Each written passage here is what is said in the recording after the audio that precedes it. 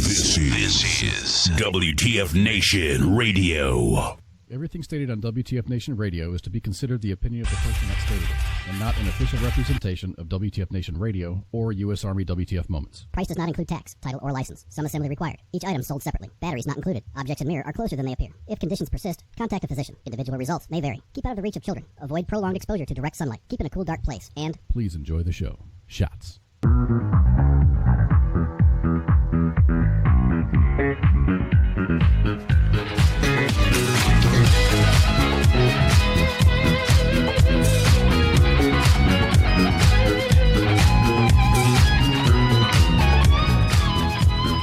Hey, look at all these buttons in front of me, and I'm making them all work.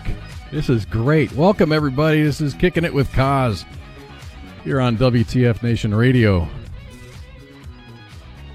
It's the 17th day of February. Can you believe that?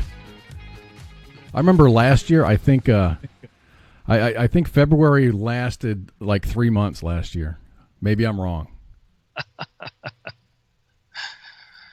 Yeah, February can, even though it's a short month, can be a very long month. Oh, I know. So we got President's Day coming up tomorrow. Some folks, I don't know, the military folks have the day off? I don't know. I know that my wife has time off, and I believe it's federal. Yeah, I mean, my daughter's still going to, she still has class tomorrow. She took a couple of days off. She took Thursday and Friday off, and she went to Vegas. But she'll be coming back tonight. Late, dude, late. I don't understand why she booked the ticket that she did. She left here at 4 o'clock in the morning on Thursday. Yeah. And she flew, and I got to work, and she's like, okay, I'm finally here. I hate this airport. I'm waiting for my connecting flight. I'm like, we're in Texas. Where the hell could you have a layover on your way to Vegas? And she says, oh, I'm in L.A. So she went from Dallas to L.A. to Las Vegas. She didn't get in until it was like 7 o'clock p.m. my time on Thursday night. So that was a very long first day. So she was at the airport today flying back, and of course she's going to Los Angeles and then from L.A. to Dallas. And I said, as soon as you get to the airport, go to the ticket counter and see if you can get an earlier flight. Because she's not going to, her flight lands somewhere around midnight. And, ouch. Yeah, and then she's got, it's a 45-minute drive to the airport. So you get to go pick her up. Negative, Ghost Rider. She drove. I bought her a parking it was really cheap. It was $35. $35 to park her car at the airport at the terminal. $35. That's not bad at all. Definitely worth the time and money you'd spend trying to get there. Oh, exactly. And it's just a long drive. I mean, dude, the Metroplex is it's sprawling. I mean, we're in the same. They're in. It's in Irving. I guess it's just a little bit south of Irving is where the DFW airport is. Okay. But still, that's a 45. I mean, with no traffic, that's a 45-minute drive for me. That's long. But anyway, she's. I mean, if you want to park at the terminal, if you just drive up and you park at the terminal and stay there for a couple of days, you're going to pay. I want to say it's $26 a day. Wow. Yeah. And the remote parking is like $12 a day, and then there's off-site parking, like the parking spot. It's a big yellow van with black spots on it. The parking spot, clever, right? They I think that's like $12 or $15. I think it's $12 a day, but if you want covered parking, it's $15 a day. But she's in the terminal under, she's covered, and $35 for Thursday, Friday, Saturday, Sunday. That really is not a bad price. Yeah. I love it. Well, yeah, you can at least get some sleep tonight. No, I'm not. My daughter's coming home. Well, I'm probably going to sleep on the couch and then let her wake me up when she walks in the door because the dog's going to freak out. And I'll make sure that she's good to go and all of her baggage is back, and then I'll go back to bed. Because that's what dads do, right? That's what us parents do. That's right. We worry.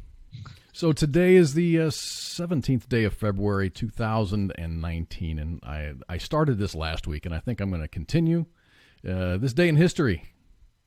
This day in history. Oregon. On February 17th, 1913, Oregon's first minimum wage law goes into effect. And on that they said, okay, it's no more than a 50-hour work week. You work 9-hour days, you get 45 minutes for lunch, and the minimum salary is $8.64 per week. Wow.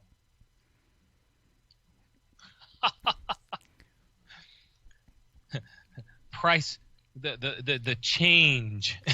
Yeah, right now, what are they're harping on 15 bucks an hour for the minimum wage.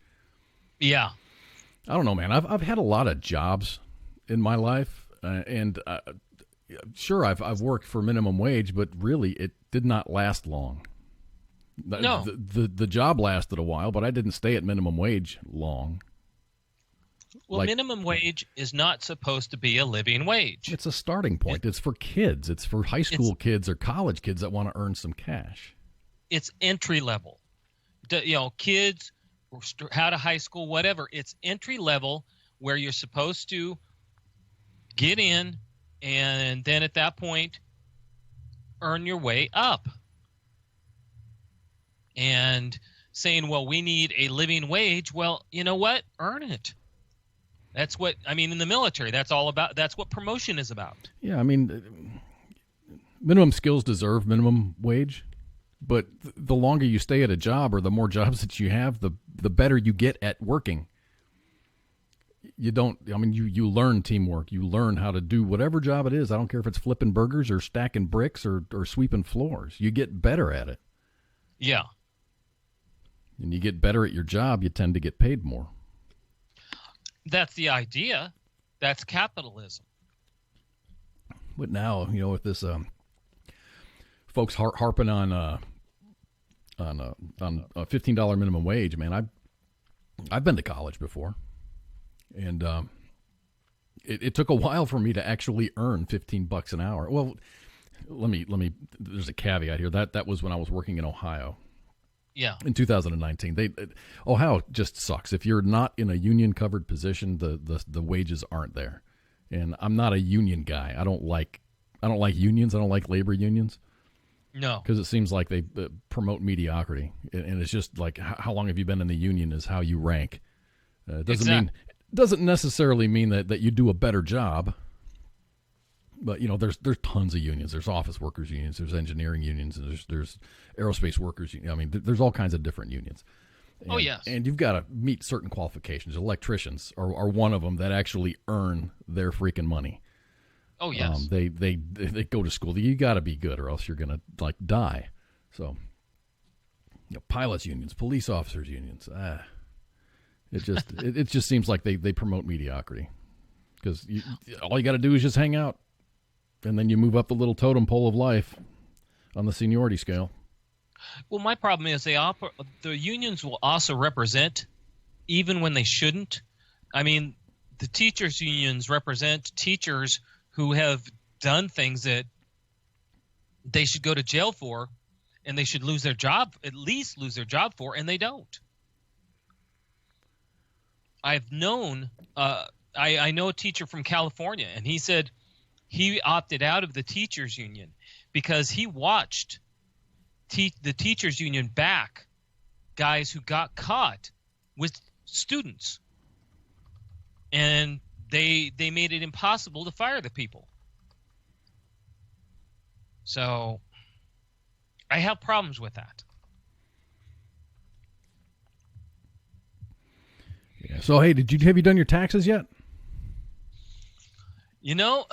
That's on my next to-do list. It's on your list, huh? Yeah, I did. Yes. I jumped on it as soon as I had all my information. I went and did it, And then I got done, and then my daughter's like, "Hey, did you claim me as a dependent?" I'm like, I didn't know I was supposed to. And she's like, "Well, yeah, she's applying for like scholarships and things, and in order to qualify for certain scholarships, she has to be listed as a dependent." So I'm like, crap, okay, I'll just file an amendment, but I can't file an amendment yet because the document's not done yet. So if I don't file for an amendment, then she can't apply, and she can't do her taxes, and she can't apply for these certain scholarships. So, Okay. So, the document was supposed to be done on the 8th, so I checked back on the 8th, and they said, nope, now the date is the 22nd. Oh, wow. So, hopefully they'll get it out there. So it took a little time, but the IRS eventually realized that it had a problem after it issued a refund check for $980,000 to a Florida man who claimed about $18,000 in income for the 2016 tax year. The man's name is Ramon Christopher Blanchett. He's a 29-year-old man from Tampa, and he submitted a self-prepared tax return in early 2017, listing himself as a freelancer. And he included W-2 forms from jobs from nursing homes to the Sizzling Platter restaurant. The form showed that he earned about $17,098 in wages, and then the other W-2 showed that he earned about $1,399 in wages. However, one of the forms showed he put in $1 million in federal income tax withheld from his pay. Somehow the U.S. Treasury sent Blanchett a refund check of $980,000 based on that $1 million withholding figure. Oh, my. Now, that would be very, very cool to get a $980,000 check in the mail from Uncle Sam. Yes, it would. And I would be happy. I'd say, hey, look at this. I'd probably take a picture of it. And then we're going to go visit the IRS office and say, hold on a minute. This isn't right. Exactly. But that's not what Mr. Blanchett did. Blanchett used the cash to open up money market account and bought a brand new Lexus. The filing says that when the account was opened, Blanchett claimed that the money was inherited from his deceased father. After the IRS discovered the problem, an IRS special agent took custody of the luxury car and recovered more than $900,000 of the money. Now the U.S. Attorney's Office in Tampa is looking to recoup about $809 that Blanchett allegedly received when he canceled his auto insurance policy on the Lexus. Authorities claim that the cash represents, quote, proceeds of wire fraud. This dude's in a lot of trouble, man. Yeah, no kidding. Blanchett has not been charged with a federal crime, but he has a criminal record. He could not be reached for comment.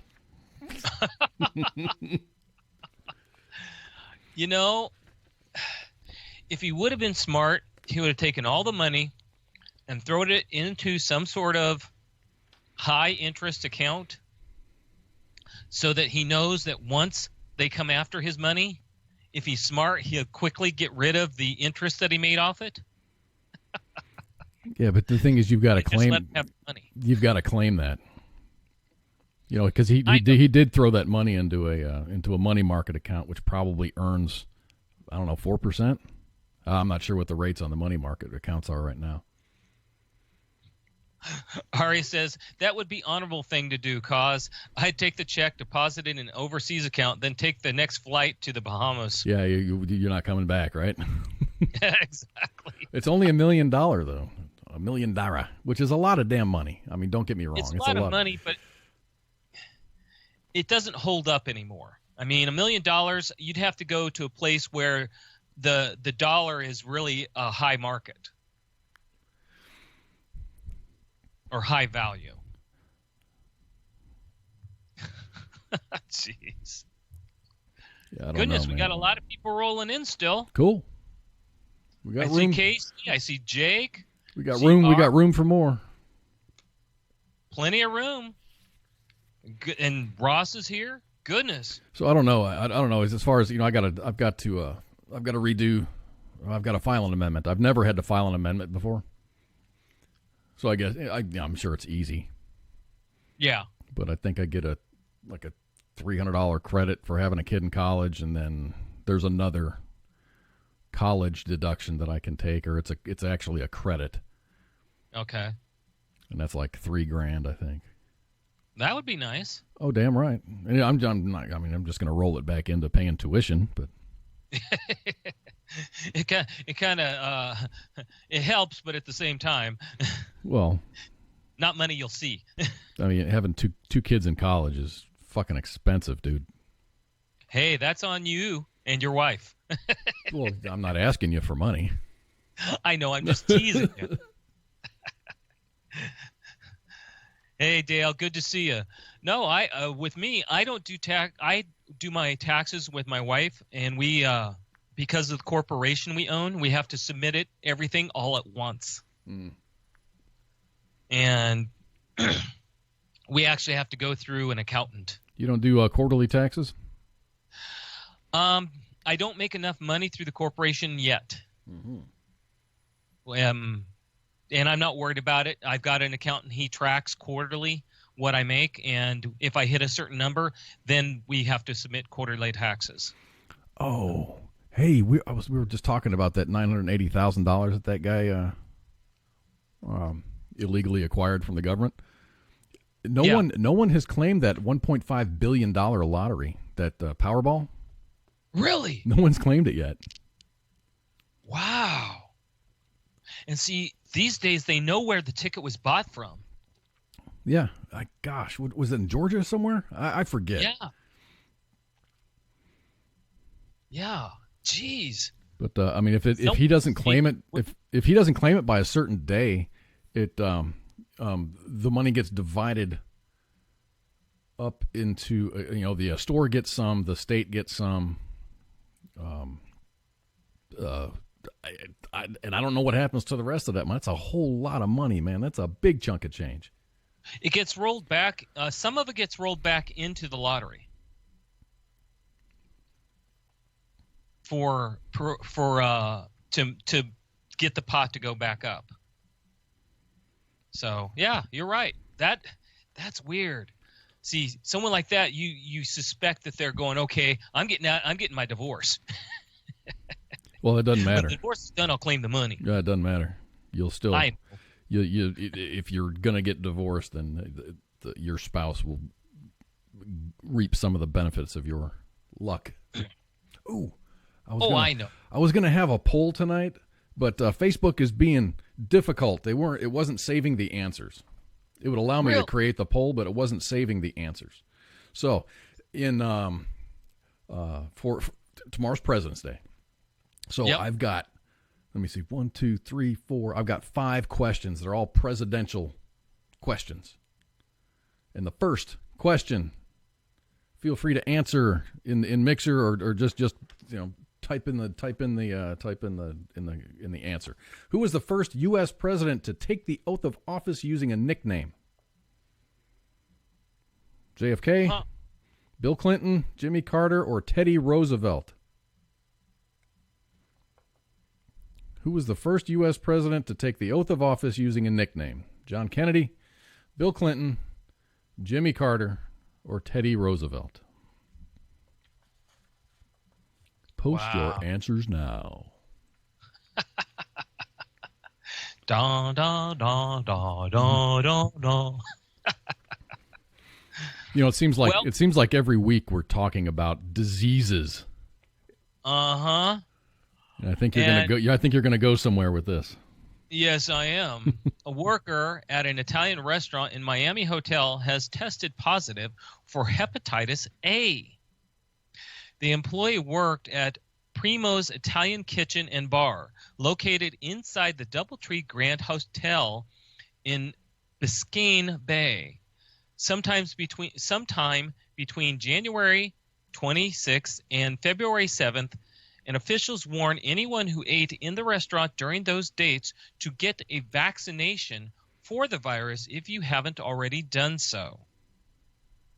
Since January 2018, 5 people have died in Florida as a result of of the infection, and 73% of all cases in the state required hospitalization. It is extremely preventable if you simply get a vaccination. The restaurant recently passed inspection by the Florida Department of Business and Professional Regulation. Hepatitis A cases in Florida have grown exponentially over the past 5 years, according to officials. In January of this year, 189 cases have been reported. That's a lot. No kidding. Symptoms of the disease include fever, fatigue, diarrhea, nausea, and may start within 28 days of exposure. Due to the virus being present in a person's stool, it spreads mainly through hands of the infected after they use the bathroom. Liver problems associated with the disease usually can be spotted with yellow skin or eyes, and those symptoms appear around 28 to 50 days later. That's nasty, dude. That Hep A ain't nothing to mess around with. No, and the thing is, if you don't catch it soon enough, it can do some damage, if not kill. It's preventable, it's treatable, but you have to recognize the symptoms quickly. Yeah, it's definitely a liver killer. Yeah, and I mean, people sit there and go, they'll catch it. Yeah, okay. Even if they catch it, and even if you had mild symptoms, it still has already caused damage. Not kill. And you may be young now, but when you get a little bit older, that's when the problem starts. Because it's kind of like a drinker. Oh, I'll drink now, pay the consequences later. Same thing. Casey, wash your damn hands, people. Well, exactly. And see, people don't understand when you work in a restaurant where employees go to the bathroom, that's the reason they post those big old signs, wash your hands. Because all it takes to infect, there are a bunch of diseases that are so easily spread and so easily killed by just simply washing your hands. If you don't wash your hands, you may have just infected how many ever people came in your shift and ate. You know what's crazy? I did. We did a show a long time ago about how dirty. Bathrooms are dirty. Public restrooms are filthy. But yes, I did a story on the those hot air blowers, to dry your hands. Yes. They pretty much hang those in the bathroom, and they don't get cleaned, and the filters don't get changed. So they're blowing out dookie dust all over the place. Oh yes, those things are filthy dirty. The best one was that HEPA. Any hot air hand dryer thing that has a HEPA filter on it, like the Dyson.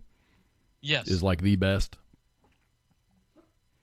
Well, and that's just it, is the reason they don't go with ones that have HEPA filters and stuff like that in them is because they have to be changed out. And nobody likes doing that. Because at that point, that's money, that's time, and that's awareness. You have to be aware of how long it's been. You have to spend the money, which even though they're not expensive, restaurants don't make that much money to begin with. Yeah, Dale, the word of the day is dookie dust.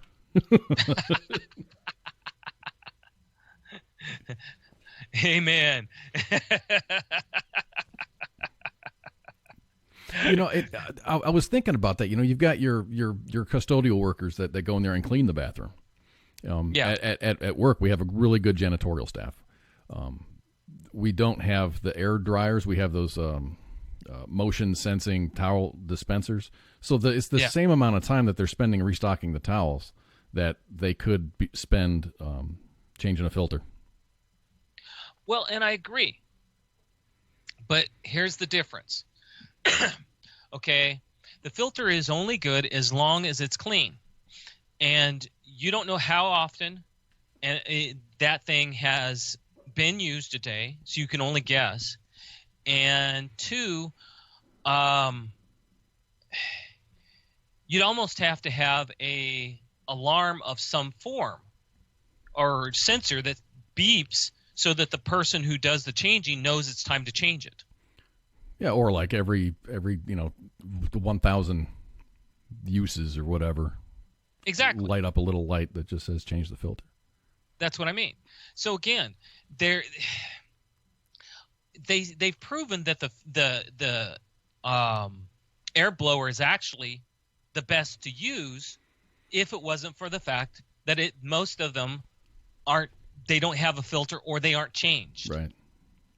So yeah, it all comes back to figuring out the best and then figuring out how to get people to do it. And would it be lower cost than buying a bunch of paper towels? Yes. Would it be better for the environment? Yes. But that would mean you'd have to have a dummy-proof one. Yeah. We got a lot of dummies.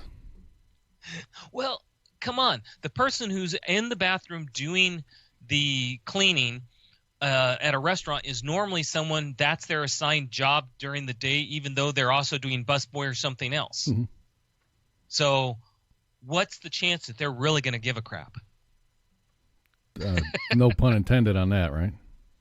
Exactly. So my daughter's in Vegas, and she has to go through TSA. The boy. little checkpoints and security and whatnot. Yep.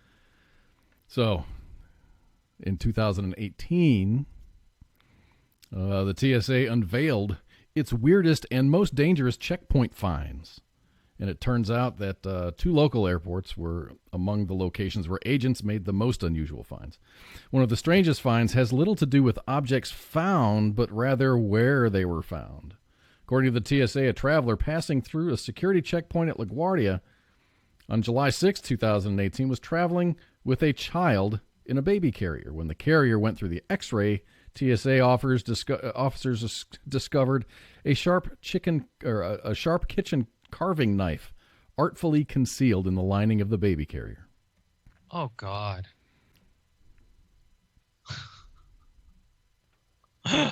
That's ridiculous. It says, and this is the story.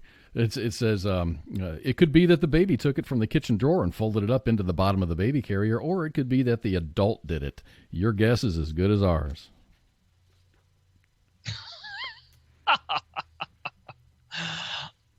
Yeah, right.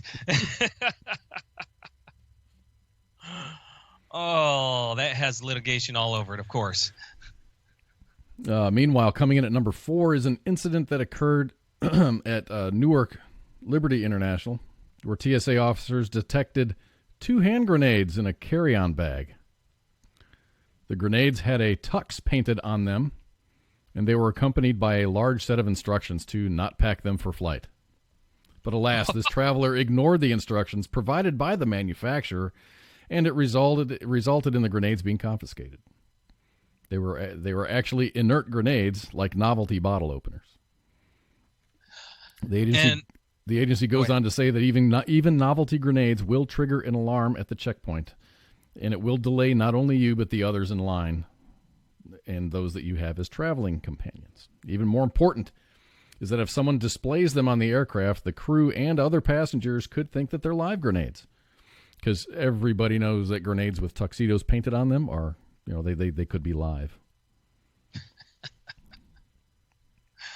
Jeez. I did a story on a golden grenade, and the same thing. They say it's inert, does not matter. You're going to cause a panic. I was PCSing from Fort Gordon to Fort Hood, my first duty station, and I had change, but nickels, dimes, quarters, pennies. Yeah. I didn't have a bag to put them in, so I just put them all in a sock, and I tied a knot on the top of the sock, and I threw it in my bag. Looks an awful lot like a grenade when you're going through the X-ray. Oh no! So they pulled me aside and looked, made me open my carry-on bag, and it was that sock full of change that just looked very suspicious under the X-ray. So what other weird confiscations took place at TSA checkpoints?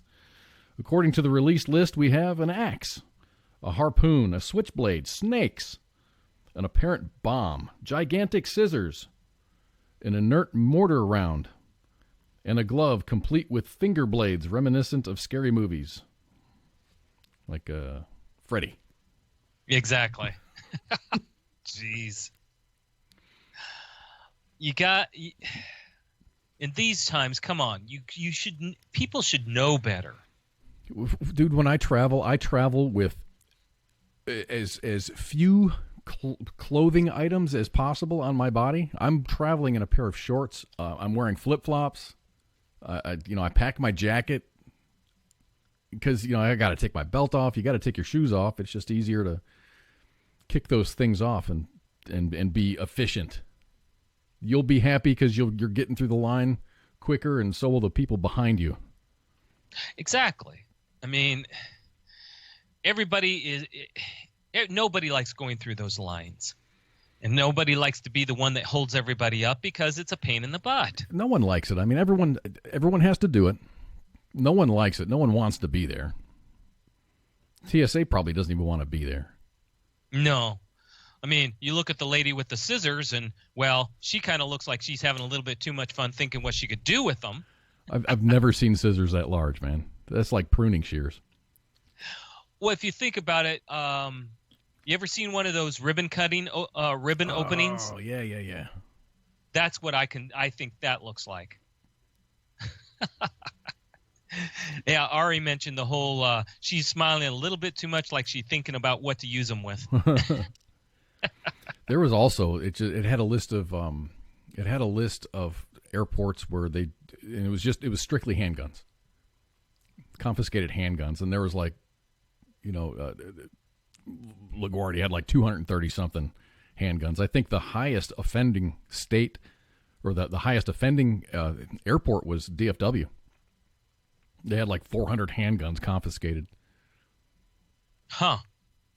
I mean, how do you not know? How do you not know that you're carrying a freaking weapon in an airport through security? Well, this is kind of where you go to the whole, if you're used to conceal and carry or something of that nature, and you're carrying your weapon all the time, it gets to the point where you forget you got it. Like that FBI agent that did the backflip and shot a patron in Colorado? Yeah.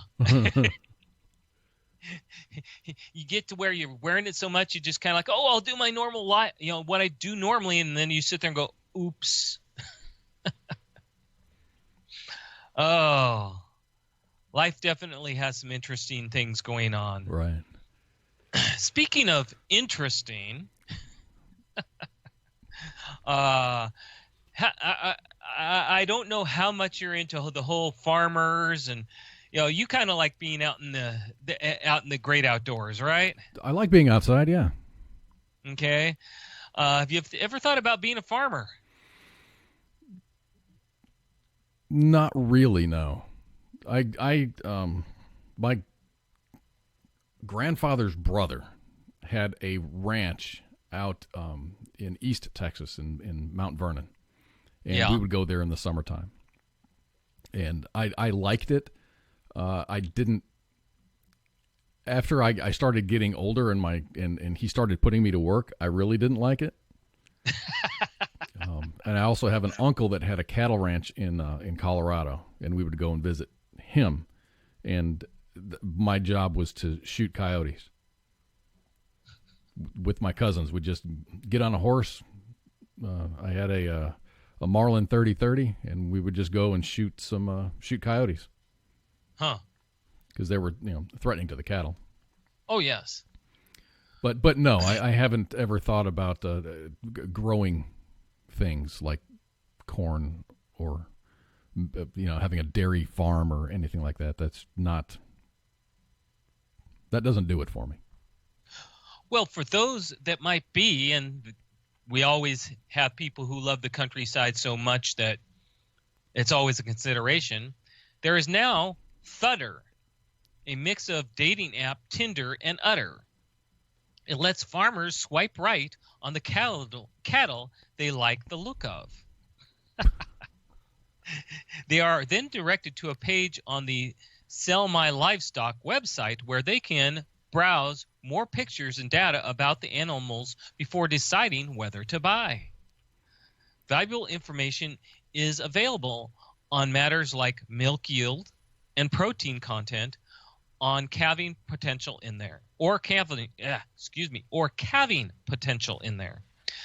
Matching livestock online is even easier than it is to match humans because there's a huge amount of data that sits behind these wonderful animals that predicts what their offspring will be.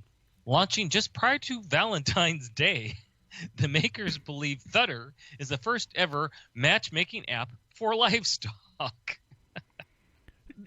As with the human equivalent, farmers use smartphones to first choose whether they are looking for a male or female, swiping through photos, right for yes and left for no, until they find a match.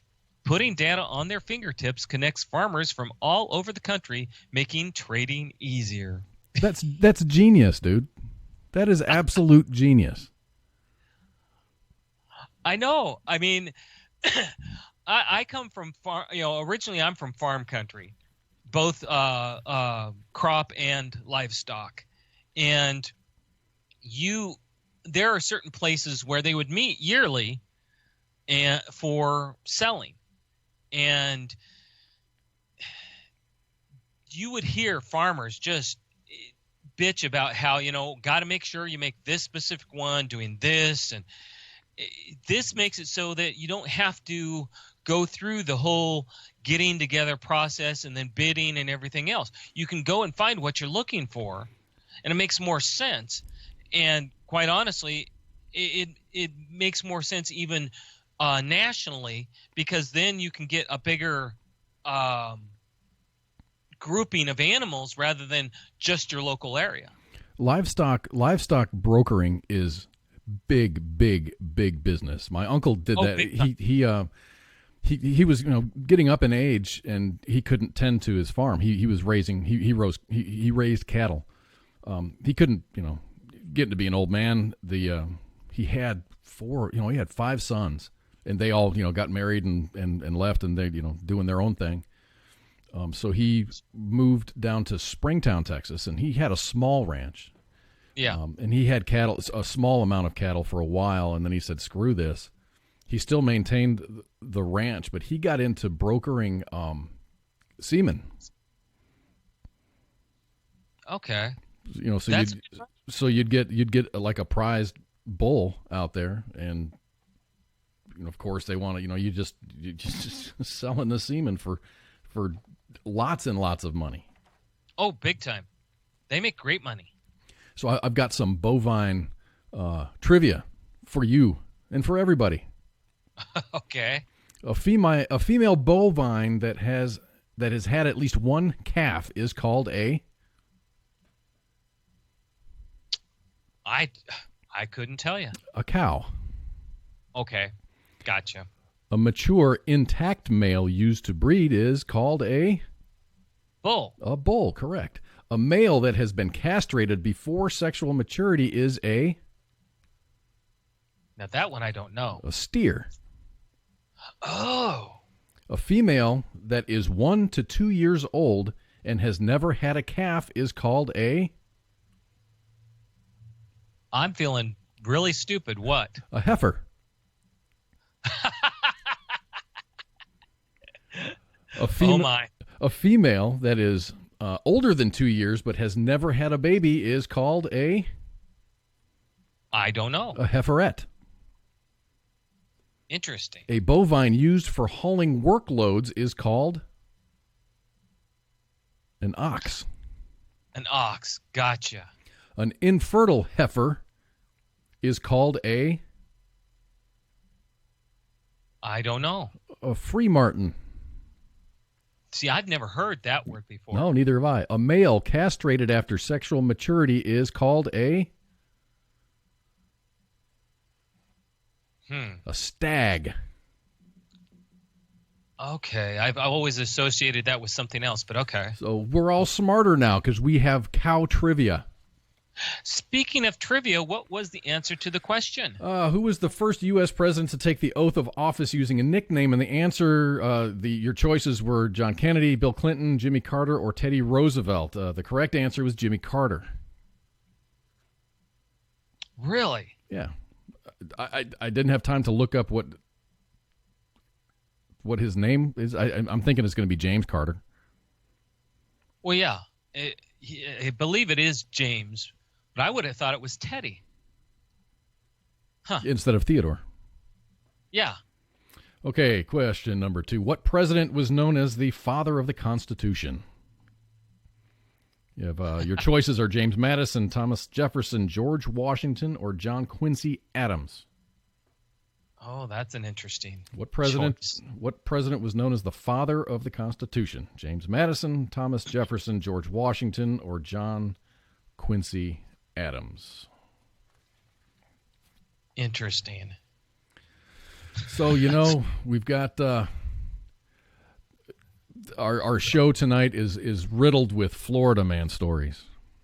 Isn't that great? Totally unprovoked. I didn't even look for Florida man stories this week, and I have several. The Ohio State Highway Patrol said 2 Florida men are facing charges after they were found to be transporting more than 4 pounds of cocaine disguised as Lunchables. The Highway Patrol said troopers pulled over and arrested these guys. The Highway Patrol said that the troopers pulled over the rented 2018 Ford F-150 for speeding and making unsafe lane changes on the Ohio Turnpike in Wood County. That's my old stomping grounds. Wow. Boy, the Ohio Turnpike is awesome. It's expensive, but it's awesome. The driver was found to be carrying a loaded .380, and a further search into the vehicle discovered 2 boxes of Lunchables containing more than 4 pounds of cocaine. Oh, jeez. Puts a new meaning to going out to lunch. Dude, I'm telling you. That's obviously they were trafficking this. Well, yeah, and it just, again, the way they try to hide things, and they got pulled over for this, and I have to say this, if you're transporting that type of stuff, the first thing you know is not to stick out. And what do? They stick out. I mean, come on, speeding? Yeah, that section of the turnpike, I haven't driven the entire turnpike. Yeah. But there's state cops all over the place. Even on I-75, it's not even the turnpike. It's there's state troopers everywhere, man. See, when I've drove on turnpikes and on toll roads and everything else, I mean, the last thing, especially when you're driving commercially, is you don't want to get pulled over. Of course. So what do? Proper lane change and watch your speed. So if you're trafficking something illegal, wouldn't you think proper lane change and watch your speed? Yeah, like watching that. You gotta love crooks. Yeah, on Netflix, it was one of those documentaries. It was a drug documentary. It might have been dope. It might have been I don't even know. But there was a guy, and his job was to deliver to traffic like marijuana, and he went through lots and lots of preparation for it. And he even said, I got to drive the vehicle that he drives has to be up to snuff. It's got to be, all the lights have to work. He's just like, I got to take my time. I'm in a hurry to do this, but he can't speed. He can't break the law while he drives. He's got to drive safe. He's got to get his product there. Yeah. Or they have mules. Well, yeah. Especially now, like Mardi Gras and stuff. The big weekend down in Louisiana, so they're gonna. That was Drugs Inc. Was it Drugs Inc? Yeah. Yeah, I watched that one too, where he sat there and they said, you've got to be the best citizen you can when you're driving. True. And you've got to hope that nobody caught wind from your rival gangs, because they'll rat out your car, or they'll rob you. Yeah, one of the two. And that was one. They had the guy was supposed to show up at a certain time, and he didn't show up on time. So they were, the guy who hired this mule is thinking like, all right, he got rolled by somebody, but he ended up getting lost or some shit like that. Yeah. Bailey says, now back up, put the gun down, and get me a pack of tropical fruit Bubblicious. Tropical fruit Bubblicious. In other words, something from the Lunchable. Right. No, if you look back at that thing, and I was looking at it, I'm like, okay, what kind of Lunchable did they get? Oh, what is it? There's a Reese's Peanut Butter Cup and a Capri Sun. So I'd be all over that Reese's Peanut Butter Cup. Uh-huh. Hell, I'd be going, I don't care about the cocaine. Where's the damn Lunchable? Me and Reese's get along real well. Oh, we got more drug news. More drug news. A stash of cocaine inside a Virginia inmate's prosthetic leg has led to an investigation into a suspected drug distribution operation at that jail. Officers acting on a tip about drugs stashed in a jail cell found 7 grams of cocaine inside the prosthesis last month. Search warrant affidavit lists the name of the leg's owner, but the newspaper isn't printing it because he hasn't been formally charged in the case. Now, I don't understand that. How did this cocaine get in your leg? I don't know. It's not mine. Officer, I take my leg off when I go to sleep, and I just don't. I didn't know how it got there. Well, we did a story a while back about it was a Florida lady who got pulled over for driving erratically or something like that, and they searched her car and they searched inside of her purse, and there was like a couple of grams of meth or coke or something in there. And she said that she was driving with the window down, and the wind must have blown it into her purse. I remember that story. Hilarious. I don't know, officer. It just had to have flown in and just landed right in my purse. Do you think? Okay, I've never been a drug user or trafficker, but it would seem to me that it would be when you're busted, you're busted. But Yes. if you're going to float some kind of an excuse, make it believable. You would think, and I've heard two sides to that. I've heard some people say, "Get the officer laughing; he won't push you as hard," and some say, "Lie until you can get to your lawyer." We can just say nothing until you get to your lawyer. You would think, but they just don't seem to do that. And a lot of times the officers say, "You can make this easier on yourself if you tell me the truth." Well, the problem is a lot of these guys, they know what the truth is, but they've been in it so long that they aren't capable of telling the truth. Road tech, he doesn't have a leg to stand on. Yeah, at this point you have to wonder if they're going to say, yeah, no more prosthetics for you, buddy. and it brings undue scrutiny on other. I don't know how many of the prison population has prosthetic limbs. That'd be a good question. But it kind of brings in a little bit of a lot of scrutiny towards the, and I'm saying this kind of laughing, the law-abiding criminal element that's in prison. I was going to say, how do you put that in such context as law-abiding, or the good bad apples? The good bad apples. They're bruised, but they haven't started rotting yet. Kind of hard to slide that one in there properly. Oh my! But I know. I mean, I've seen the documentaries, man. I'm a documentary nut. Along with I'm a trivia nut too, but I do like documentaries, and it is amazing how prevalent drug use is in prison. Yeah. soaking. It's a card from the wife and the kids, and it just happens to be soaked in methamphetamine. Yeah. It's. I guess. I mean, I worked in drug and alcohol in the service, and I drank a lot of alcohol when I was in the service. What? I drank a lot of alcohol when I was in the service.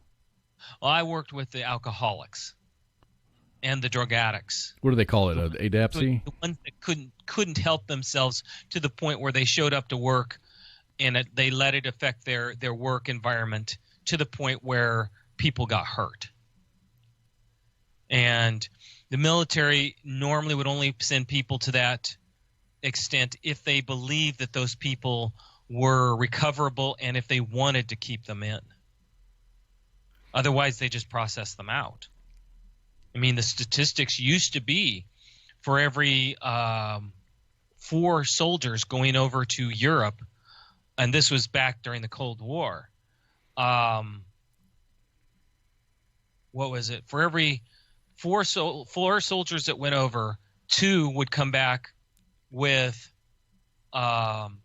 some form of less than honorable, and out of those 2, and bring that out to 4 again, 1 would be a full dishonorable. Yeah, I think a lot of that is you get these young Joes getting into the service and they don't have any life experience yet.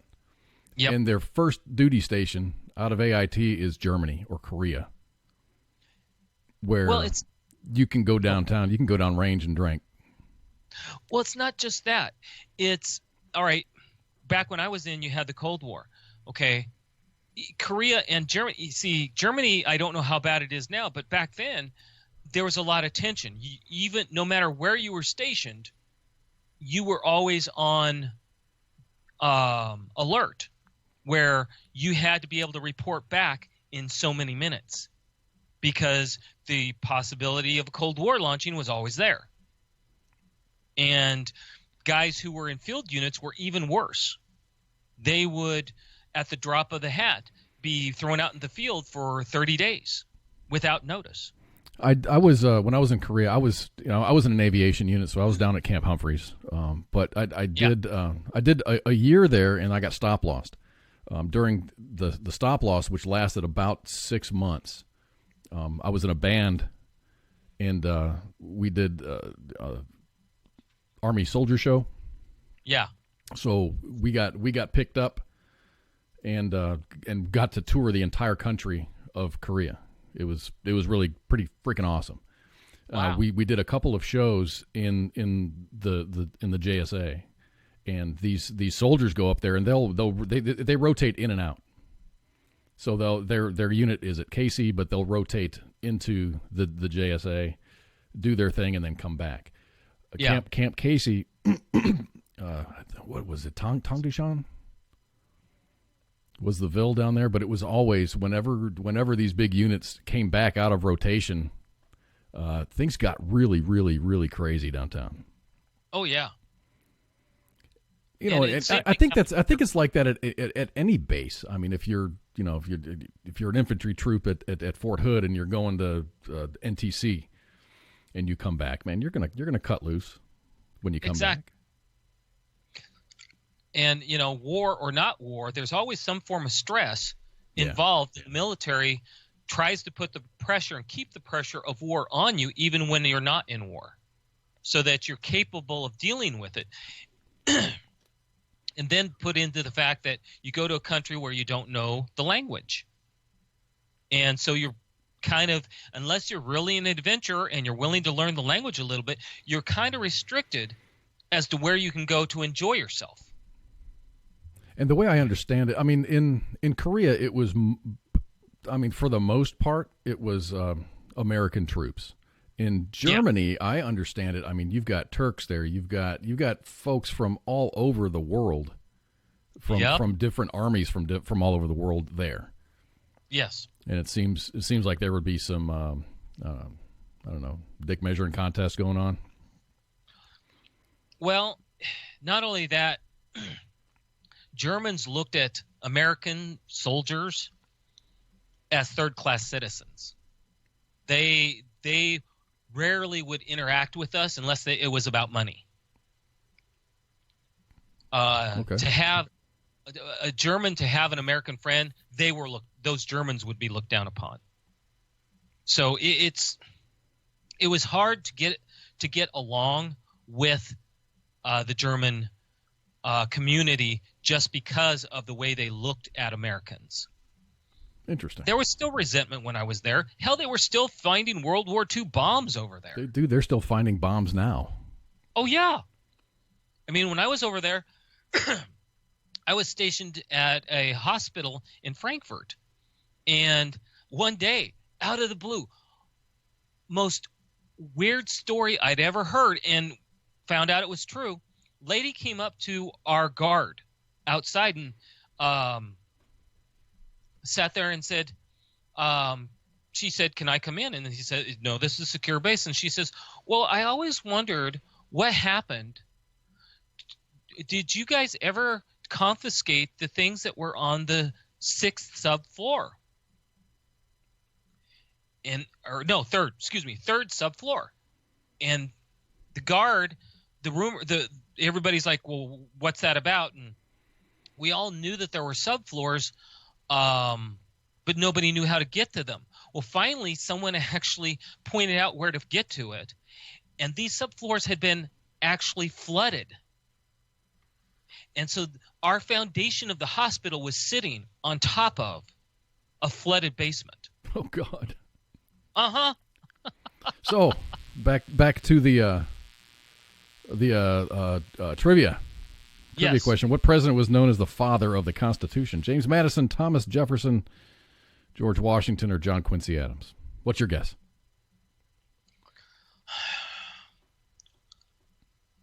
I mean, I'll go with just I'll go with George Washington. Correct answer is James Madison. That would have. See, I knew. I've watched stuff and I've actually heard that. It's just for some reason I can't think at the moment. So. Okay, trivia question number 3. Which president acquired the nickname Dutch at a young age thanks to a haircut from his mother? Why don't we do that one over the break? Okay, your options are Richard Nixon, Dwight Eisenhower, Gerald Ford, or Ronald Reagan. So we're going to take a break, and then we'll come back with the answer to our lovely presidential trivia questions in recognition of President's Day tomorrow. You guys stay tight. We'll be back in just a few minutes. I'm going to give you some music from Roses Unread and one from North Till Dawn. And we'll be back. We'll be back in just a few minutes. Shots. This is Randy Couture, and you're listening to WTF Nation Radio.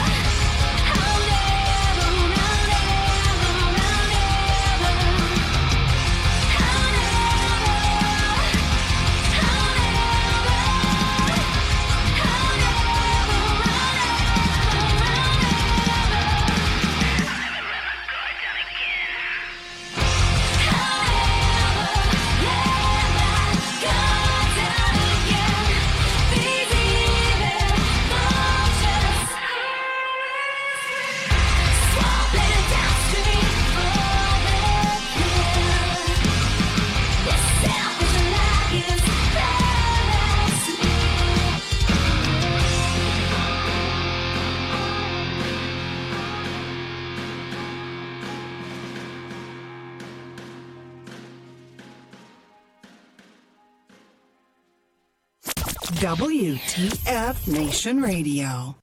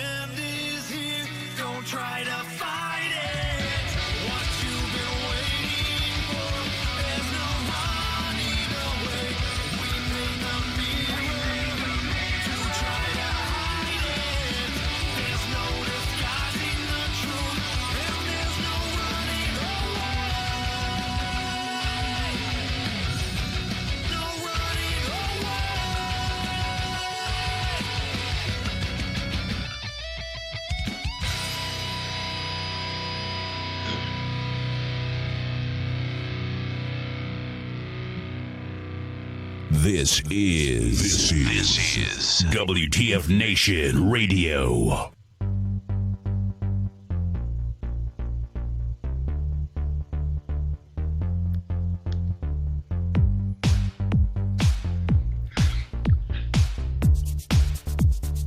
about a little Hadaway for some intro music? How about that, huh? Welcome back, everybody. This is part 2 of Kicking It with Kaz here on WTF Nation Radio, the 17th day of February 2019. How are you? So right before we went on break, I did a little trivia question asking which president acquired the nickname Dutch at a young age thanks to a haircut that he got from his mama. Your options are Richard Nixon, Dwight Eisenhower, Gerald Ford, or Ronald Reagan. What do you think?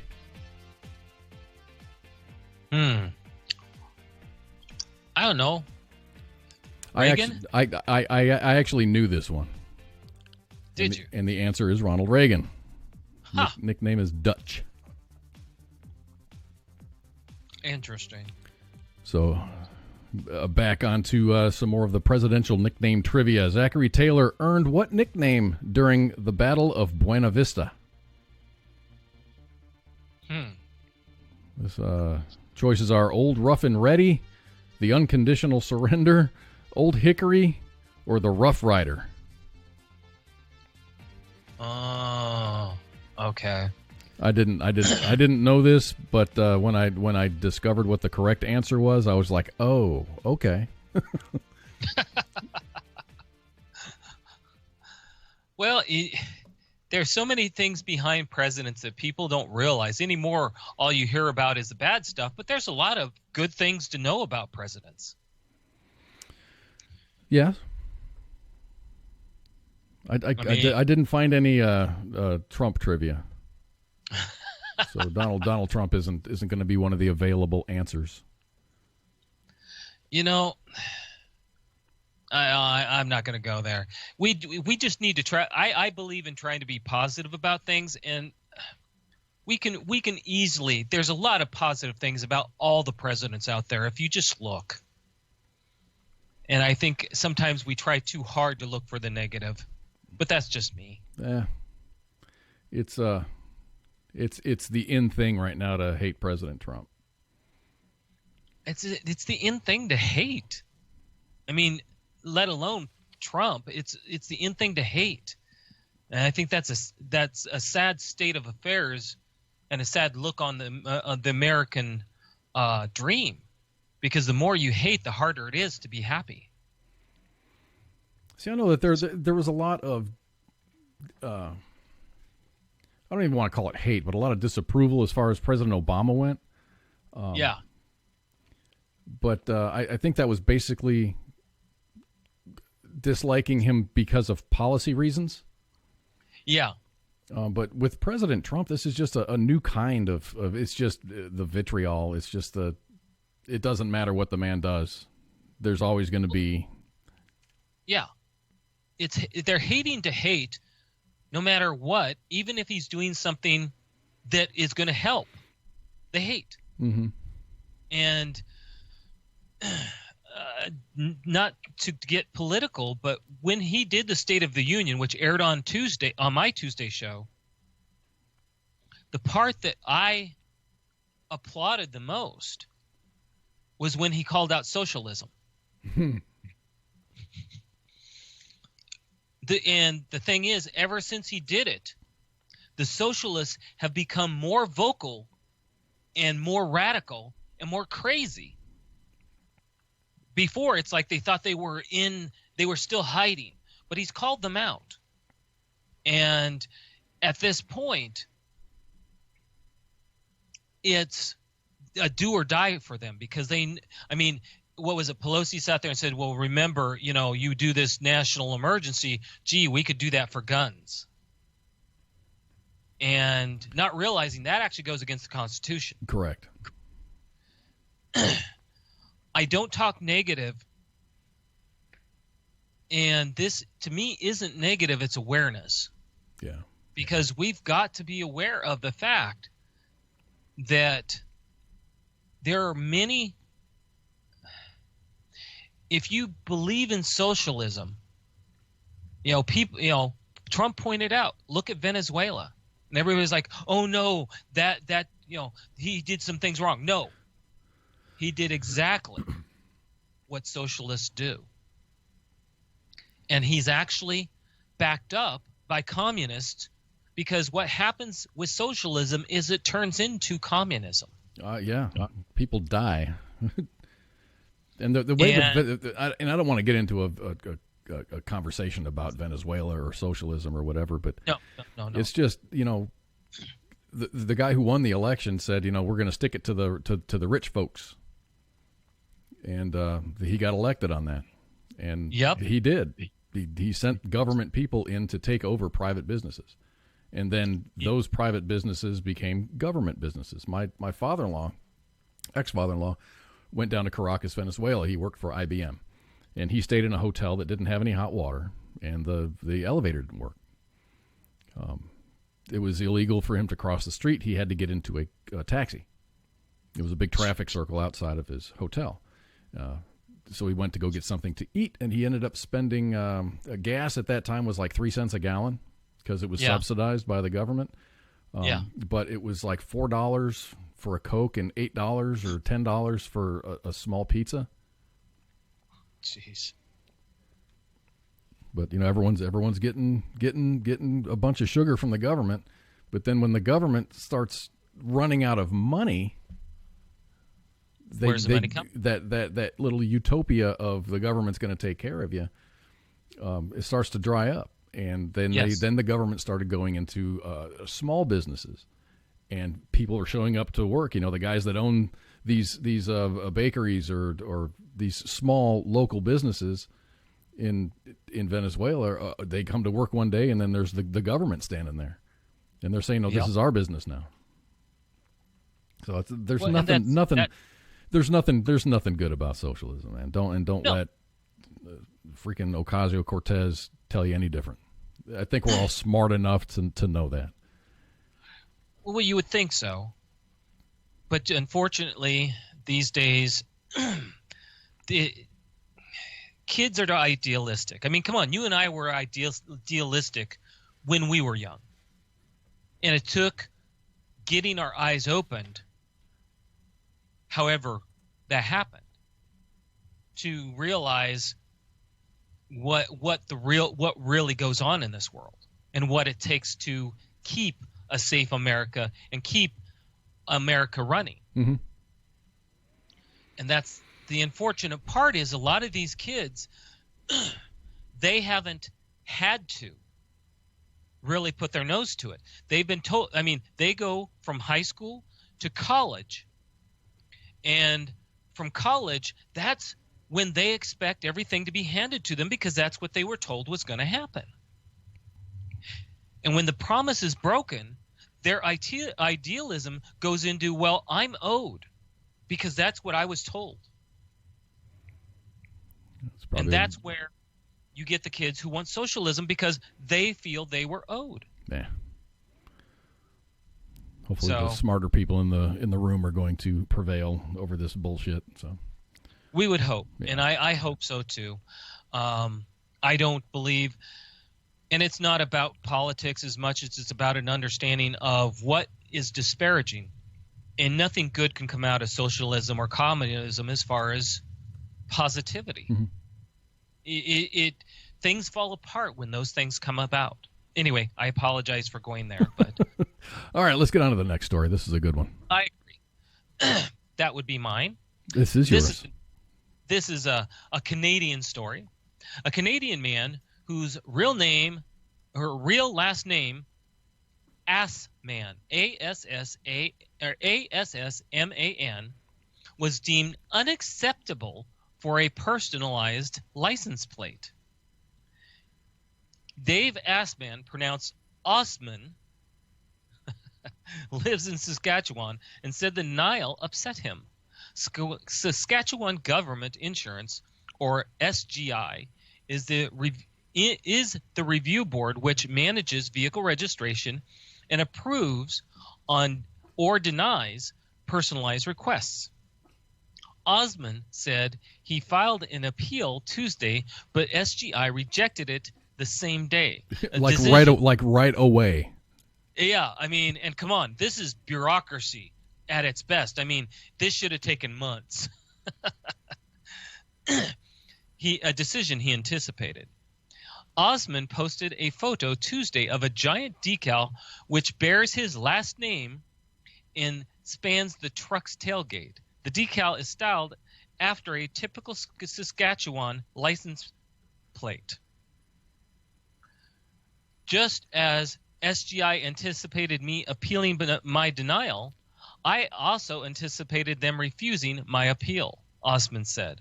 Osman said he would still like the personalized license plate, but for now is content with the decal. He's got a good attitude about that, man. I mean, come on. If you were raised with that last name, you'd have to have a good attitude. Kind of like a boy named Sue. Never met one of those. Oh, come on. The old Johnny Cash song. Not into the Johnny Cash. Oh. Kill me now. Oh, my. That's an old song. Come on. All right. I'll let it go this time. But that, you have to admit, that's a hell of a tailgate. I just find it interesting that the government runs insurance companies over there. Well, we were just talking about socialism. Right. Okay. What was it? The last 2 or 3 years, they elected a guy.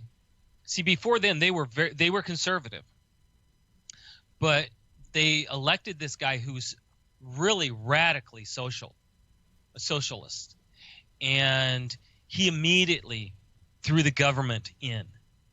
I mean, the government's been having they were a socialist government to a point where their medical has been falling apart, and this guy basically doubled down and threw everything in. And that's where everybody was hoping we would go.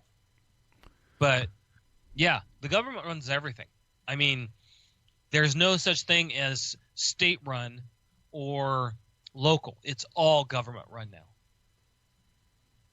So sad part about Canada. I mean, because Canada's a nice place. Have you been?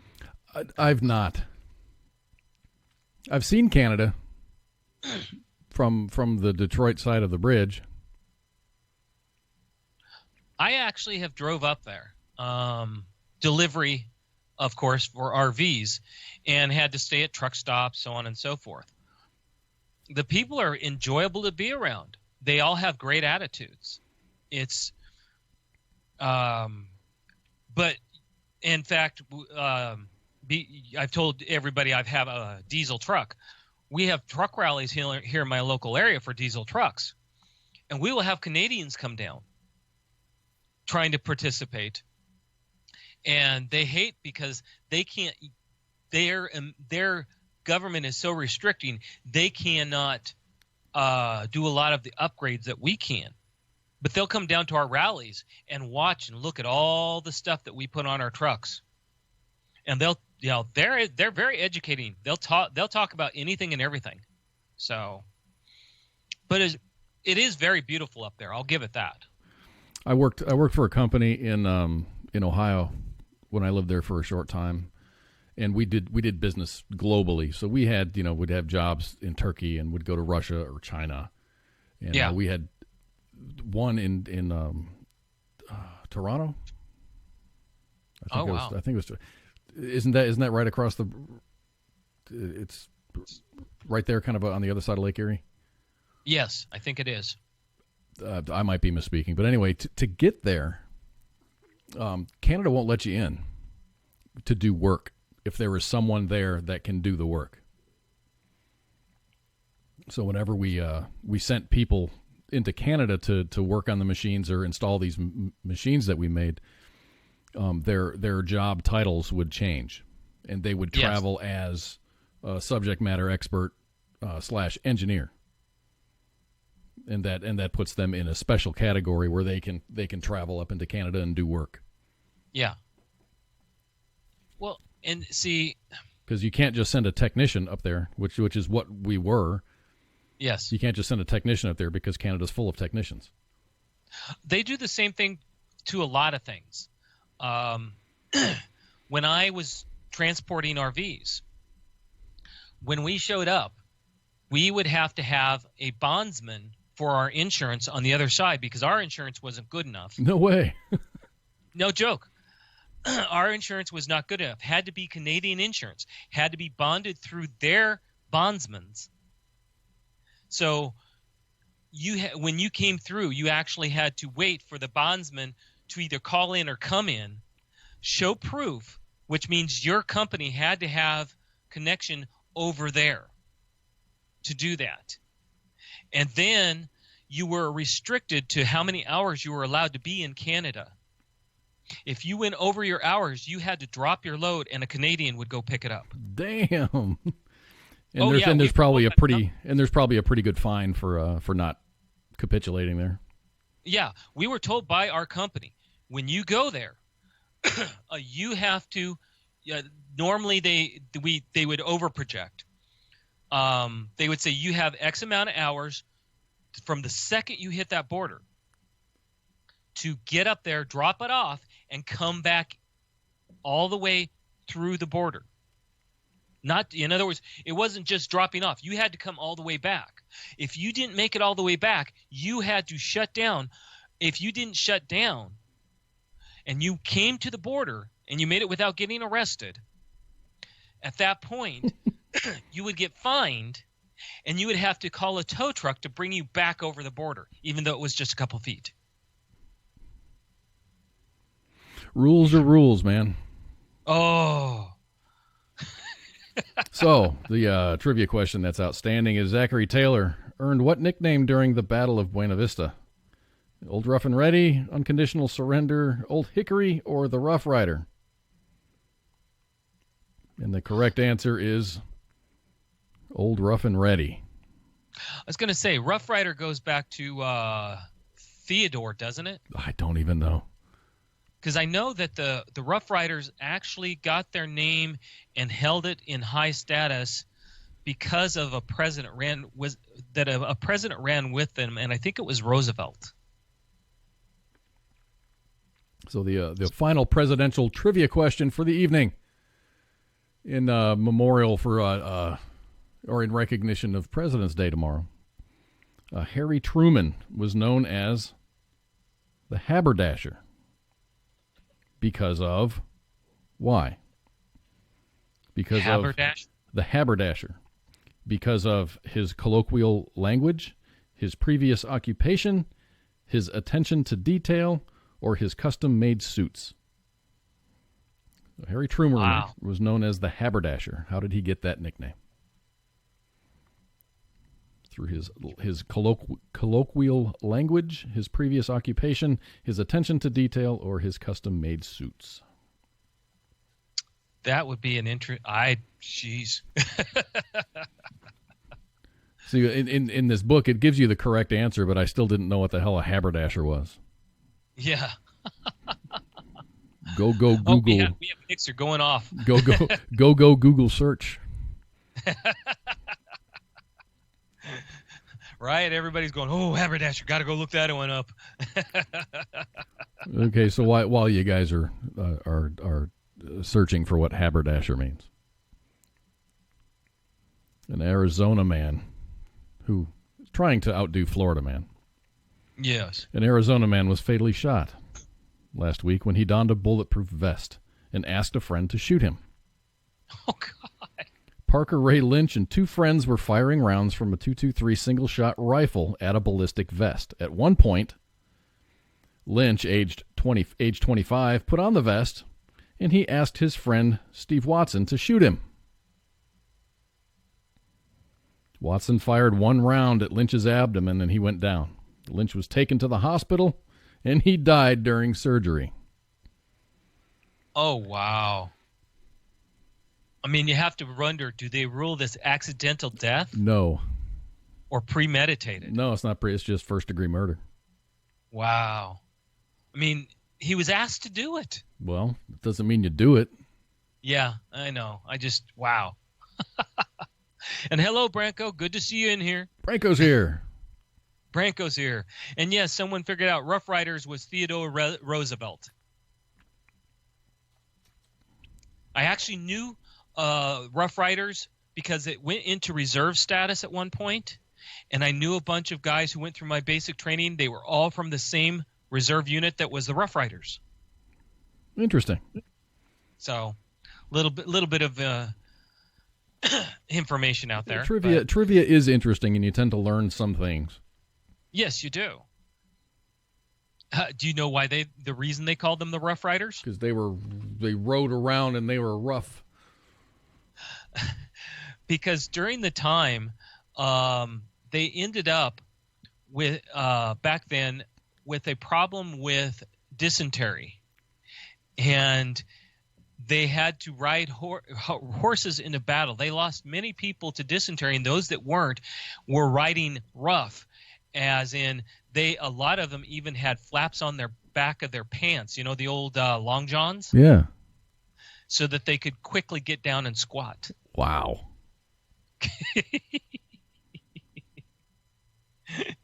things you hear. Right. Things you learn. Like, I mean, if you didn't tune into this show, you would not know that an infertile heifer is called a free martin. Take that to work. Take that to work tomorrow, just as a conversation starter. I can imagine how you try to bring that one up. Although with you, I'm sure they're used to, hey, have you heard this trivia? I tend to not bring trivia into the workplace, but sometimes I will if it's interesting. Any aviation trivia or whatever. But, this is Texas, and we all have cattle, and everybody rides to work on a horse. If only that were true. Although, then it might be banned because horses fart, too. They actually have they have a in Fort Worth, they have down in the old part of Fort Worth, they do have cattle drives right down. It's a touristy thing. Oh yes, and they have these longhorns that go and parade down the street. Of course, they try to make sure, really show it. They get the biggest horned steers they can get and everything. You can you pay $5 and you can take your picture sitting on a longhorn. They're everywhere down there. It's really nice. Have I what? Have you done that? Yes. Have you gotten your picture taken? Yep. Oh wow! And my kids and everything. Hold up and post. I have some digging I have to probably get with my ex-wife and say, hey, remember that picture that we took years ago? in some photo album somewhere, right? Oh, it's definitely in a photo album. That's hilarious. Well, we'll move forward with speaking of dead men and politics. Politics. A dead man received enough votes Tuesday to be on the ballot for an upcoming general election for mayor in Edmond, Oklahoma. Mayor Charles Lamb, 72, of the town of Edmond, had just filed for his third term last December when he died unexpectedly. At the time, it was too late to remove his name from the ballot or to add anyone else, according to city spokesman Casey Moore. Despite dying, Lamb finished second, with former Mayor Dan O'Neill garnering more than a third of the vote. Lamb's supporters said they voted for him to prevent O'Neill, who is the incumbent mayor, from serving another term. They said electing him posthumously would give city council the authority to pick his successor. O'Neill called the situation awkward, but insisted he will reach out to Lamb supporters to assure them he would govern like Lamb. The two candidates will now advance to an April 2nd. Too bad it wasn't April 1st. Right, yeah, for a good reason. An April 2nd runoff.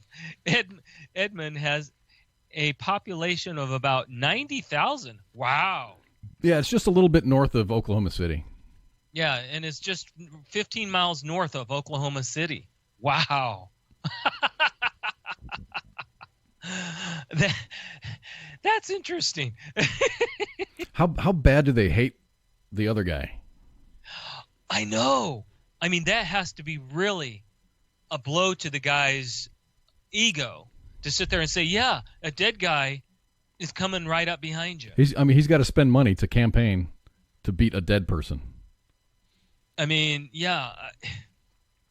And they're thinking, I can understand it, especially if someone sat there and said, if you liked this guy who died and you don't want to see this other guy get it, just go ahead and vote for the dead guy, because then city council can appoint someone. I mean, that's an interesting way to go about it. It's not a vote of confidence for the guy sitting in the chair right now. No, not at all. I mean, that's wow. That's definitely giving the guy who died some status. Jeez. Even in death, he's still rocking it. He's still rocking it. When I saw that guy's picture, I'm like, man, guy looks like Kenny Rogers. Doesn't he though? Mm-hmm. He's got a very friendly face. He does. He looks like a swell dude. But then, so do you. As little as you show your face on camera. It's been up there a little bit. A little. Well, we'll get you to shine that camera on yourself a little bit more here and there. Come on, ladies. I'm thinking. You hear that? Yeah, I heard it. It's a dog. But I think maybe I'll redo my not redo the camera. I'll just kind of have like a window where you can see my yapping head. Well, here's the question: you do have a green screen. I do, but I'm not using it. Okay. Because there's not room. Gotcha. There is room, but then I'd have to find a place to store it, and it's putting it up and down and up and down. Yeah, I don't want to do that. Yeah, I don't blame you. It could be a pain. So you've heard of the American Legion, haven't you? Of course I've heard of the American Legion. Every year they have a coloring contest for kids, like 5th or 6th grade. Yes. This year their coloring contest has run into a snag from some political correct monkeys. Another day, another political correctness run amok story. This time it's Glen Rock, New Jersey, where the public schools won't be taking part in this year's American Legion coloring contest. Why? It's because of concerns over the depiction of guns in the image promoting the contest. The New Jersey American Legion hosts the Americanism Award coloring contest every year. It's for 4th and 5th graders across the state. Kids color a picture that's distributed by the American Legion posts to local schools. Winners are picked at the local, the county, and the state levels. Glen Rock students have participated in past years, but this year, the Glen Rock American Legion post was told by school district officials that the image was inappropriate. Ken Frank is a veteran and the Post 145 vice commander. He said, "We are very upset and we feel disrespected. There wasn't any real reason given, and there hasn't been any other school in the state that we've heard of that's refused to use the picture." According to the Board of Education president, Sharon Scarapelli, it was an administrative decision, and the board was informed of that decision. The administration had asked if they could be provided with a different picture because they were considered over the display of guns in the picture. The picture was so offensive. The picture that was so offensive features 4 service members and a banner paying tribute to the centennial of the Veteran Service Organization. It's crafted around the 4 pillars of the American Legion and features 3 uniformed soldiers from 1919, 1965, and 2019 carrying guns from their respective eras, and a nurse from 1941. The picture also shows the POW MIA logo and a battlefield cross, a rifle stuck upward in the ground alongside a soldier's boots and helmet. The Legion, of course, has absolutely no plans to change the picture. I was happy to read that. Yeah. After all, it's a veteran organization and it features the military. According to the American Legion's website, the deadline for counties to submit their entries to the state is March 19th. It is not the first school to have a problem with images of those who serve carrying freedom tools. In 2017, a school in Glastonbury, Connecticut, made a national headline for similar reasons. Apparently, your freedom is only worth defending if you don't have to see what it takes to defend that freedom. In the minds of some teachers educating your children, freedom is fought for not in the battlefield, but in the streets, holding up signs that say resist. Freedom isn't free. Freedom was earned through the blood of our soldiers. It's protected by those soldiers and by all those who serve and protect our communities and our country. True Americans know that if you fail at securing freedom, if you fail at holding the thin blue line, there is no participation trophy. There is only darkness. Perhaps instead of trying to rewrite the history books, we should once again start teaching kids what it means when your freedom is lost. Amen. Wow. That's just sad. It is. You know, I'm glad it was only one school out of all of them in New Jersey. But it's still sad that a school district feels the need to speak out like that. And it's just a couple of people that sit on the board. Exactly. And I'm sure I'm very comfortable saying that it's probably not everybody. And I'm sure there's not a whole bunch of parents sitting at home going, well, thank goodness they're not having those pictures of guns in the school. No, it's just a bunch of administratives convinced that they're going to tell children that guns are bad. And that, anymore, we all know how the recruiting numbers have been. A lot of people are saying, fighting for your country isn't necessary, and you shouldn't. They try very hard to make kids so that they won't fight for freedom anymore. And they don't understand that people have to be there. I think the American Legion made the right call, and I'm glad that they're standing their ground. Jake Matheson said they're still finding bombs at Camp Casey. Oh yeah, yeah. We going back to that story last segment. Yeah, about Germany finding bombs in Germany. Oh yeah. Like I said, a lot of stuff happened even when I was over there, and that was back in the 80s. So the 1880s. Oh, the 1980s. I'm only a couple years older than you. See, I was thinking you would jump on some of this older presidential trivia. Like I lived it.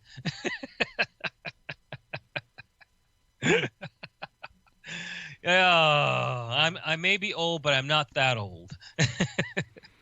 I believe you believe that. You're only as old as you allow yourself to be. In maturity, I'm old as dirt. In body-wise, well, I guess I'm still old as dirt. Yeah, I've got knee and back pain, but I don't care. Every year during my birthday, I'm like, how old am I? And I got to do math and stuff.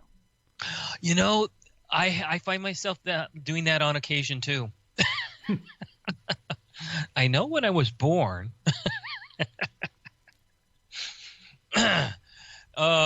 Showing our true mental status. Right. Let's get on. A crafty prosecutor spent 5 months planning an elaborate fake trial to pop the question to his attorney girlfriend. This is an awesome story. I love this. Brandon Dintz and Jen Letman, both 28, met while working together as attorneys in 2016, and their professional relationship quickly blossomed into romance. When Dintz of Palm Beach, Florida, decided to propose, he knew he would have to work hard to catch his astute girlfriend by surprise. He then spent 5 months planning an imaginary DUI trial in the Palm Beach County courthouse and told Letman it was important that she saw his opening statement. Dintz even roped in a judge, a defense attorney, a fictional defendant, and 17 of Letterman's family and friends to act as the fake jury. Unsuspecting, Letman began to cry when Dintz addressed the room with a specially tailored statement of his love for her. He and I had always talked about getting married, and we knew we were going to be together, but I didn't think we would get married anytime soon. When we worked together, we would regularly watch each other's opening statements and critique each other. So it wasn't unusual for me to be in the courtroom with him, the bride-to-be said. I didn't know the facts about the DUI trial he made up, and I didn't really ask. I wasn't wasn't really paying attention until I recognized that one of the jurors looked like Brandon's dad, which I thought was funny, she added. Then I saw my dad, and I was so confused when I saw my sister, and I knew what was happening, and I started crying, she dished out. Of course, I said, yes. I ugly cried throughout the whole thing. I don't remember a lot, but luckily it was caught on camera. I wish I could have showed the clip. Yeah. Deans asked, the judge came out. Deans added, the judge came out, and as usual, she asked if the state and the defense was ready to proceed, and we said, yes, we are. Then she said, bring in the jury. All of our friends and family started to come in, and I think when Jen saw her sister and my dad, she immediately knew, he revealed. My back was to her, but I could hear her start to cry. When she said yes, there was a huge cheer from the jury. The judge said, Mr. Dins, you have been sentenced to life. Everyone laughed, the future groom added. That says a lot. That takes a lot of imagination to try to bring it into the workplace, and that is cute. And he got a lot of people to play along, like a judge and a defense attorney and an accused person. And exactly. That says a lot about his personality, that people wanted to participate, and that's cute. I'm glad he's a prosecuting attorney. He's not a defense attorney. True. Very true. That is neat that people still have the ability to pull out romance and imagination. It's definitely cute. I hope their marriage lasts a long damn time. I hope so too. It's nice to see. It's nice to see when people can truly find people who they belong with. We don't always have those good outcomes, but it's nice when we do. Well, we kind of do it a little differently down here in Texas. Yeah.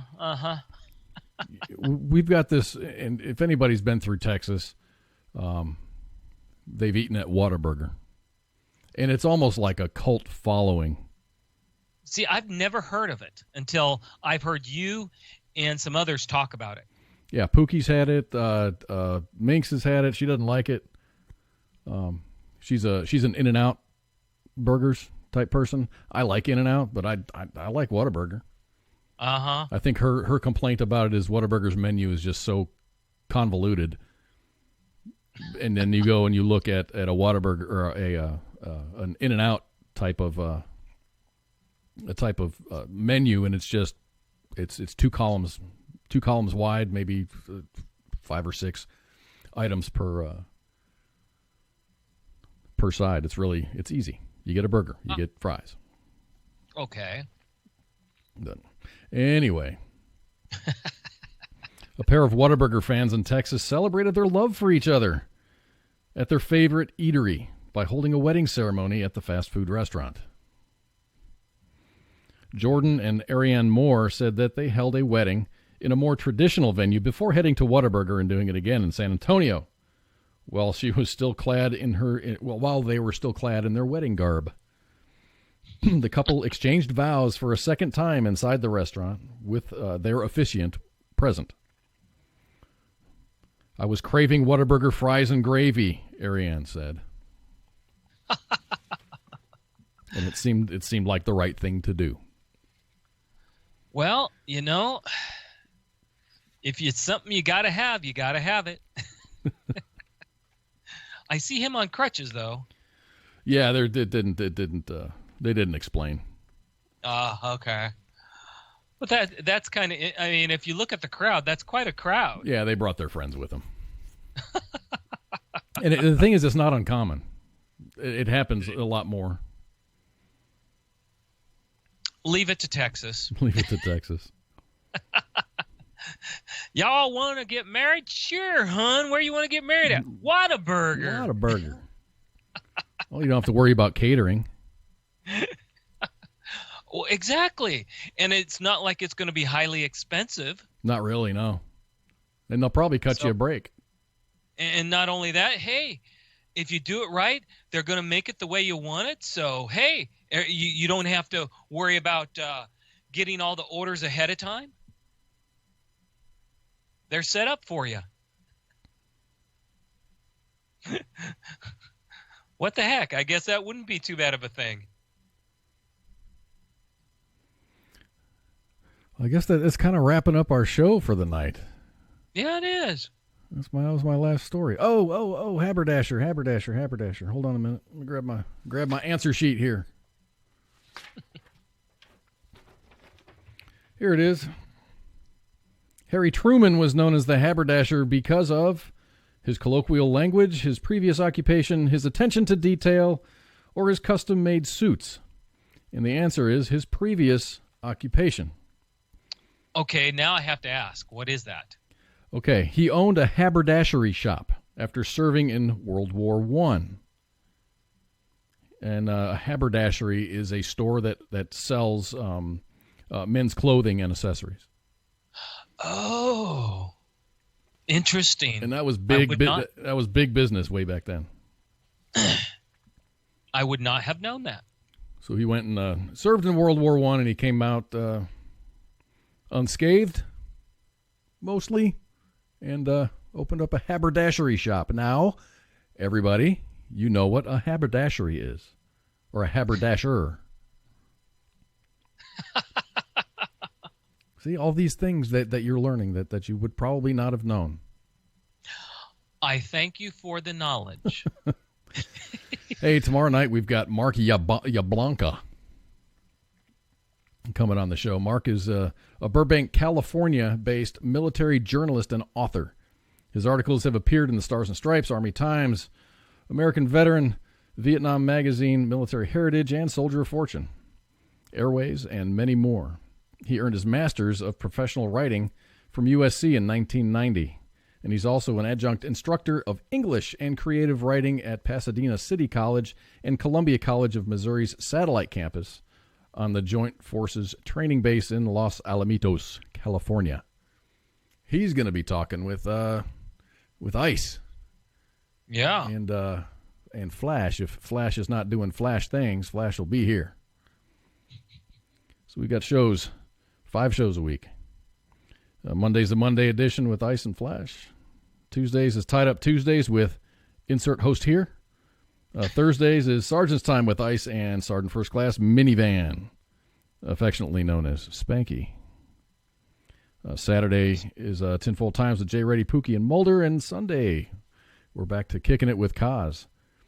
And then you can't reach a show, you can't catch a show, you can download our podcast at WTFNR.com.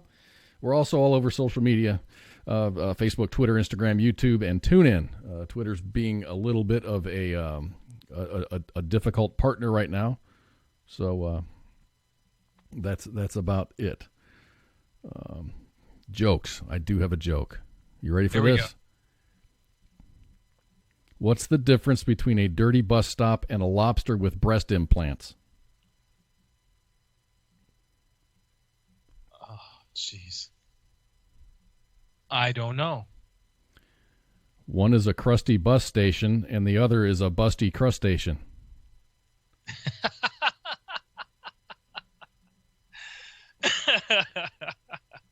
Huh? That was a good one. It was almost like a forced laughter thing. That's a dad's joke. It is kind of a dad joke. It is kind of a dad. I'm gonna. When my daughter comes home, I'm gonna float that one on her and see how she reacts. She'll probably laugh because it's dad. So you got any parting thoughts for the audience? Well, in thinking over the last week and how things change and trying to remember what it takes, what we've been through, all of those of us who've been in the military, and what we've had to do to adjust. Remember that the military, as hard as it was simple.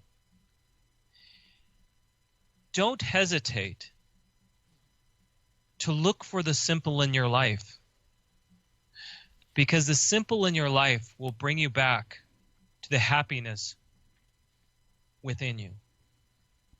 It kind of goes along with my little parting thought for the day. And I ran across this on, it was like Life Hacks or something like that. Yeah. And I like the way that this is worded. Ultimate pleasure and satisfaction in life is when you feel good about yourself, because that's what makes us happy. And it's not something that happens on the outside.